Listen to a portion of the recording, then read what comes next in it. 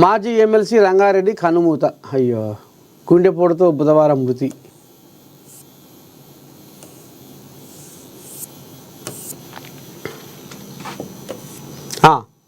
ఇక పోతే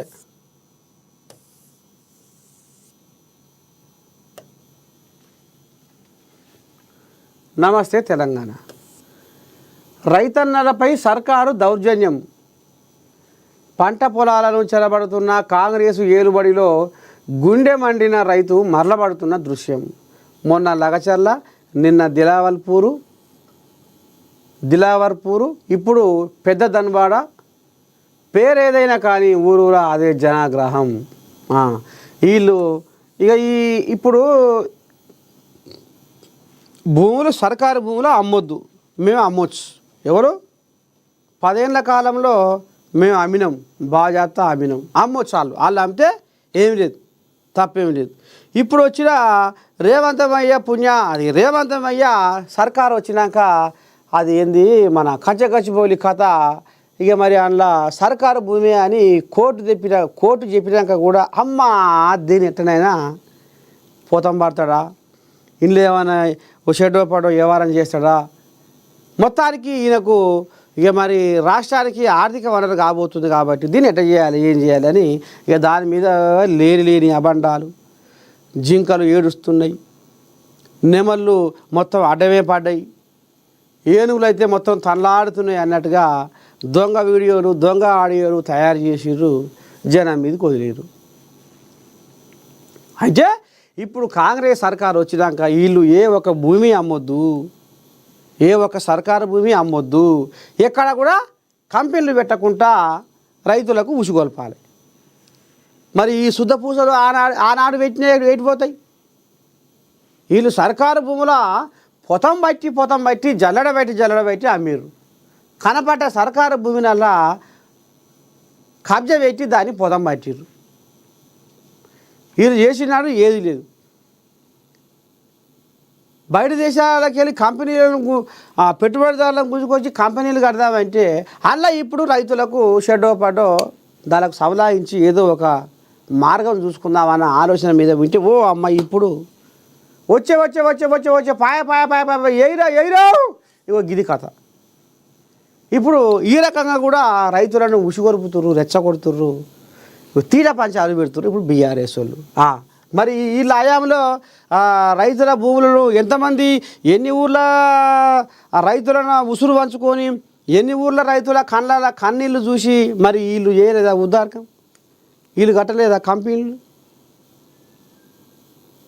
ఆనాడు వాళ్ళు చేస్తేనేమో ఏ తప్పు లేదు, ఏ నింద లేదు, ఏ బదనాం లేదు. ఇక ఇప్పుడు సరే ఏదైనా ఒక అక్కడికి వచ్చి వ్యవహారం చేద్దామంటే ఇక ఇదే అదనం చూసుకొని ఇప్పుడు దీన్ని ముంగటేసుకుంటారు వీళ్ళు. ఏమనంటే రైతు వచ్చే అయిపోయి అందరికీ ఒక న్యాయం ఉండాలి.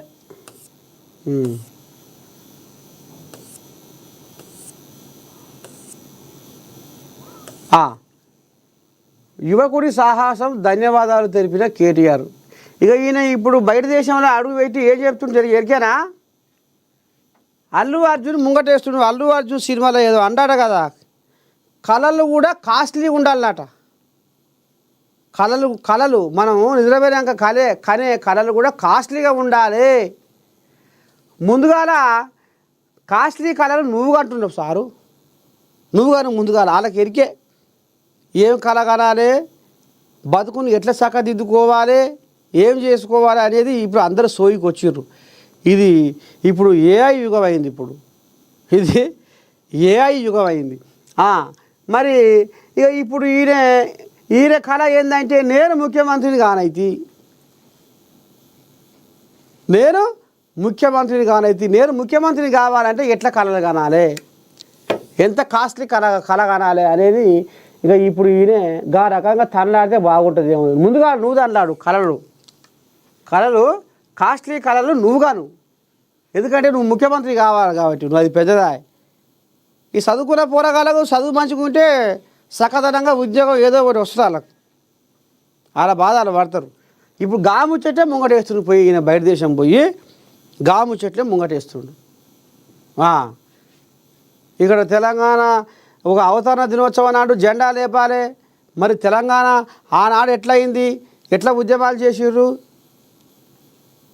తెలంగాణ కోసం ఎంతమంది ఇదయ్యారు, అసలు తెలంగాణ కథ ఏంది, తెలంగాణ గొప్పతనం ఏంది అనేది జెండా ఎగరేసి రాష్ట్ర అవతరణ దినోత్సవం నాడు 2 ముచ్చట్లు చెప్తానికి ఆయనకు సోయి లేదు. కానీ బయట దేశంలో పోయి మీరు కళలు గొప్ప గొప్ప కళలు కాస్ట్లీ కళలు కనుర్రి అని ఆడిపోయి పోవండాలు గుర్తుండు.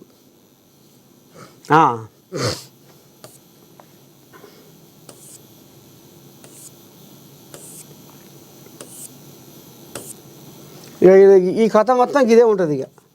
ఈ కథ అంతా గిదే ఉంటుంది.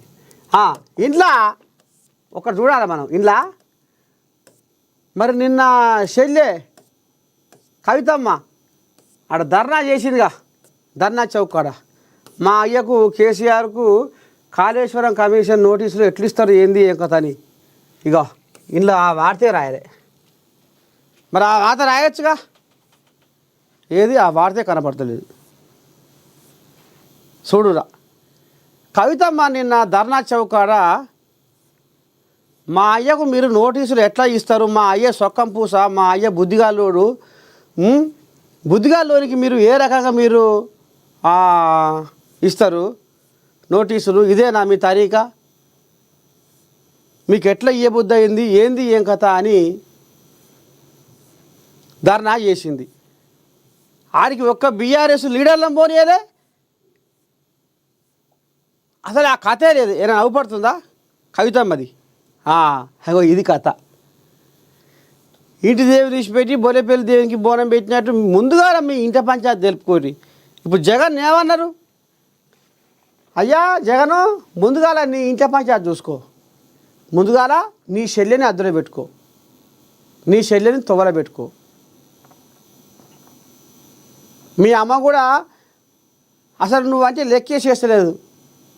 ముందుగాల మీ ఇంట్లో పంచాయతీ చక్కదిద్దుకొని నువ్వు బయటికి రావయ్యా జగనయ్యా, అయిపోయింది నీ పని అన్నట్టే. ఇక చెల్లె మార్లవాడి మా అన్న ఇది, మా అన్న అది, మా అన్న ఇట చేసే, మా అన్న అట చేసే. ఇగో గీడ రాసినట్టు ఎక్కడ కొసకు 8వ పేజీలో 11వ పేజీ రాసిరు.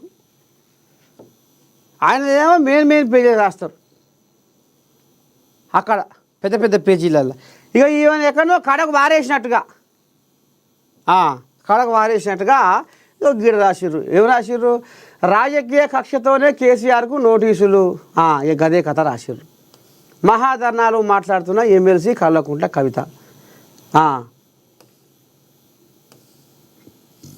ఇగో గిది కథ.